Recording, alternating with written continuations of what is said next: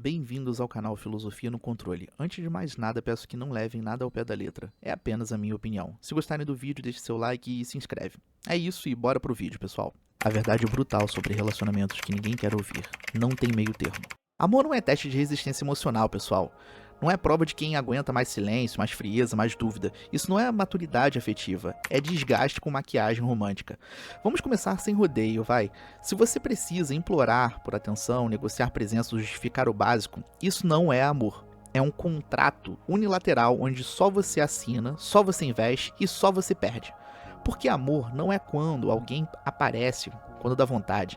Amor não é a resposta pingada como favor. Amor não é você vivendo em estado de alerta, analisando vírgula de mensagem, tempo de resposta e tom de bom dia. Como se fosse prova do Enem emocional, sabe? Isso é ansiedade, e ansiedade não é sinal de profundidade, é sinal de insegurança instalada. A gente gosta de romantizar o sofrimento, chamar de intensidade, dizer que é porque sente demais, mas na prática é só você tentando extrair sentido de um lugar onde só tem ausência. Quando alguém quer estar com você, ela não deixa margem para dúvida, não cria mistério, não te coloca em suspense, não te transforma em detetive da própria relação, sabe? Interesse real, é claro, todo o resto é barulho. E é curioso como a gente aceita tão pouco e ainda chama isso de amor. Saudade, depois de dias de sumiço, vira evento. Um mínimo de esforço vira prova de sentimento profundo. Isso não é conexão, é fome emocional. E você comemorando migalha porque esqueceu como é sentar à mesa. Existe uma mentira confortável que muita gente conta pra si mesmo. Ele não demonstra, mas sente. Traduzindo, ele não faz nada, mas você se esforça para acreditar que faz. E acreditar cansa, porque amar alguém de verdade, que não se move na sua direção, exige uma ginástica mental absurda. Você precisa justificar o injustificável, explicar o inexplicável e aceitar o inaceitável. Tudo para não encarar o óbvio. O óbvio dói, pessoal. O óbvio é simples demais. O óbvio é quem quer demonstra. Quem não demonstra não quer. E não. Isso não é simplismo emocional, é maturidade. A confusão geralmente aparece quando só um dos lados está realmente envolvido. Já parou para pensar? Relações não são confusas por natureza. Pessoas indisponíveis é que são. Mas aí entra o vício no quase, no vai que, no potencial. A pessoa não é carinhosa, mas pode ser. Não é presente, mas pode mudar. Não te escolhe agora, mas talvez amanhã. E você fica ali, apostando tempo, energia, autoestima, numa versão futura que talvez nunca exista. Isso não é esperança, é autoabandono com um discurso bonito. É basicamente a gente ser otário também, pessoal. Então, potencial não abraça, ele não responde mensagem, não te faz sentir seguro. Potencial é só uma promessa vazia que mantém você preso no lugar. É como esperar um ônibus que nunca vem só porque alguém te garantiu que a rota existe. Enquanto isso, a vida passa. E sabe por que isso se repete tanto? Porque muita gente aprendeu cedo que o amor vinha com condição, com ausência, com esforço exagerado. Então, quando adulto, estranha o que é simples, desconfia do que é estável. Acha que se não dói, não é real. Mas isso não é amor intenso, é trauma bem vestido. Então, o amor saudável não te deixa em dúvida constante, não faz você se sentir pequeno, não exige que você diminua suas necessidades para caber na falta do outro. Ele não é uma montanha-russa emocional, sabe? Ele é chão, ele sustenta, não puxa. Se você precisa se convencer de que está em um relacionamento, talvez não esteja. Se você precisa justificar a ausência do outro o tempo todo, talvez esteja sozinho há mais tempo do que imagina. Amor não é perseguição, é encontro. Não é insistência, é escolha mútua. E aqui vai a parte que ninguém gosta de ouvir. Às vezes, amar alguém significa ir embora, pessoal. Não porque acabou o sentimento, mas porque sobrou dignidade. Porque ficar onde não há reciprocidade é se acostumar a não ser prioridade, e isso cobra um preço alto demais. No fim, a regra continua sendo simples, quase ofensiva de tão óbvia. Amor precisa ser recíproco. Não perfeito, não ideal, não sem esforço, mas mútuo. Qualquer coisa fora disso é você chamando carência de destino e sofrimento de romance.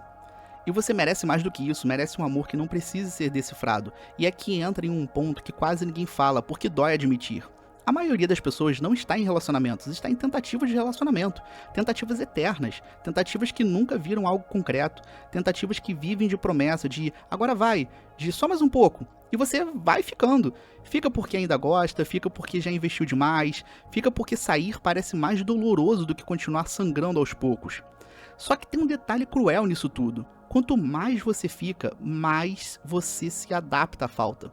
Você começa a normalizar o que não deveria ser normal. Normaliza não receber resposta, normaliza não ser prioridade, normaliza se sentir ansioso ao invés de seguro. E quando você percebe, já está pedindo migalha com educação. Você não pede amor, você pede atenção, você não cobra presença, você entende o sumiço. E aí começa aquela frase clássica que todo mundo já ouviu falar, né? Ele não é assim sempre. Ela só tá passando por uma fase, pessoal. Não é, pessoal. Spoiler, é pessoal sim. Quando alguém quer estar com você, vira pessoal rapidinho. Amor de verdade não exige que você seja compreensivo o tempo todo. Não exige que você esteja sempre entendendo, cedendo, esperando. Porque quando só um entende e o outro só some, isso não é maturidade emocional, é desequilíbrio. E desequilíbrio cansa, pessoal. Cansa a mente, cansa o corpo, cansa o coração. Você começa a viver em modo economia de energia emocional. Para de falar o que sente para não afastar. Para de pedir para não parecer carente. Para de ser quem você é para caber no pouco que o outro oferece. E isso é uma das coisas mais perigosas que existem. Quando você começa a se sentir diminuído para não perder alguém. Porque nesse ponto você já se perdeu. E não é que você seja fraco, é que você foi ensinado que amor precisa ser conquistado, que precisa ser provado, que precisa ser merecido. Então você se esforça, se explica, se justifica, se adapta, enquanto o outro só recebe. E aqui vai outra verdade que ninguém gosta de ouvir.